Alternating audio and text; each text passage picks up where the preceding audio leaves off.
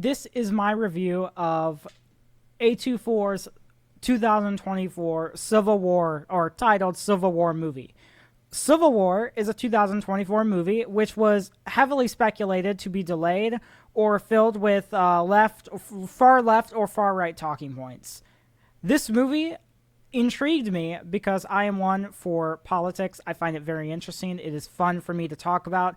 I follow politics very closely within the states and Texas, where I'm in, down to local. And I follow UK and El Salvador and Canada's politics as well. I find politics very interesting. It's a great time to live in if you're interested in politics and the divide that is ever growing in America. So this film very much intrigued me. Me and my girlfriend expected to go into this and probably be preached at, but this film is not a war movie. This film is not a preachy, ha ha ha, we should not be going to war because one side is right. This film is about the states breaking, in which case we do not get an explanation to why. The film begins with the president being Nick Offerman, of all people, playing him, talking about the states being divided and that they're so close to victory. The divide in the states goes down to Texas and California are joined, which is the most unrealistic thing about this film. Although maybe that'll age well with Texas turning blue. We have the Western forces, which includes Washington, D.C. We have the Loyalist states, which includes New York all the way to Arizona, pretty much down the line in a trail. And then we got the Florida Alliance, which has Tennessee to Kansas down to Florida. All of that is claimed. It's a very interesting setup, and I was intrigued how they would do this. Now, mind you, the forces, you can't quite keep track of who's who throughout this movie when they run into soldiers, but the film's overall story is Kristen Dunst, who plays journalist Lee Miller, not the original journalist named that, but named after, I believe, which they actually raise points in the movie. And she has run dry of stories within I believe the Western Union. I'm still keeping track of the sides to make this review a little easier. And they're currently abiding in New York, and they've run dry of stories. I believe her partner's Wagner Moura plays Joel, in which case I thought he was Pedro Pascal the whole movie. I genuinely didn't know that was Wagner Moura. I know people know him for stuff. I, on the other hand, do not. Steve McKinley, I believe is his name. Stephen McKinley also stars in this movie, which I liked him in Dune. He did a great job. I was sad not to see him in Dune Part 2, but that's a different complaint or review or critique of a movie. And they've run dry of stories. The last story they see is watching Washington, D.C. fall, but before that, or I should say journalizing and taking photos and documenting the fall of Washington, D.C., but they want to get there first so they can interview the president.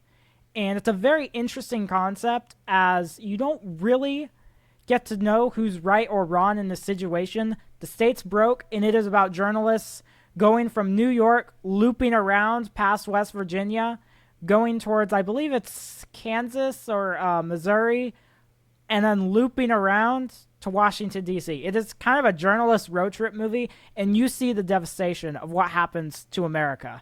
And I'm sure that's going to scare the hell out of some people, because it is very realistic, it is very brutal at times, and it is to the benefit of this film. This film has a few political talking points, but it does not preach in your face, and it is about the character's mission. Now, mind you, you don't get to really know the character's backstory. They touch upon Kristen Dunst and Kaylee Spaney's backstories, in which case they're very small. They're very small talking points. It is not about the characters, which I know some people will dislike. This film is about the character's mission to get to Washington, D.C., to interview the president. It is a very amazing film that I was easily 5 stars. This film has amazing camera work. The acting is very good. There's a few line reads that I feel like they could have recorded again, even if they had to dub over it, because some of it just didn't sound right. But I mean, it's borderline. They're trying to kill us. We are trying to kill them. And these journalists have to survive the war that's going on around them to get to Washington, D.C. Kaylee Spaney, who I don't remember her character's name, she is the best actress in this film, and Civil War is probably my favorite movie, specifically because of her. She does an amazing job with facial expression, personality. Her interactions with the characters are interesting, and the world around her. You really kind of go through this film with her eyes almost, because you know the devastation. You know what would happen if there were to be an actual civil war. It is devastating, brutal, and no one should go through that. And what is more brutal than to see it through a child or a teen's eyes, or a minor? There we go. And she does a great job bringing this film to life and making it feel real. And she too is trying to be a journalist, as Lee Miller is one of her heroes, or quote unquote one of her heroes. I feel like they touch upon that a little bit, and then they're like, well, maybe of course I know your backstory, because this and this and this happened, and you covered that, and now you're famous. And it's like, okay, does she actually care? But I think that's kind of the point. And you really come to understand what is really going on, how the world works. The value of the US dollar, that's touched upon, and it is completely down low. I think someone mentioned that $300 can get them just a sandwich with meat and cheese, which is kind of a funny thought. But I mean, hey, look at the economy right now. Civil War will probably age very well. Now, the camera work, the CGI, there's very little CGI to my knowledge. The practical effects look amazing. The camera work is amazing. It is a film to see on a very big screen. Unfortunately, I live actually right across the street from a theater, and it is very well worth it, to the point where I can see a movie if I want to. But unfortunately, excuse me, the theater is pretty crap. So sometimes the sound's low. Sometimes it's imbalanced. The tickets are very high for very uncomfortable leather seats. You pay a lot of money for food, in which case I just brought my own and stuffed it in my coat pockets. I was very impressed with this film. I think A24 needs to continue doing these films. This is a warning to why we shouldn't have a civil war. And it is the one time I will agree with The View that this is a love letter to journalism. It is unbiased. It is documenting history.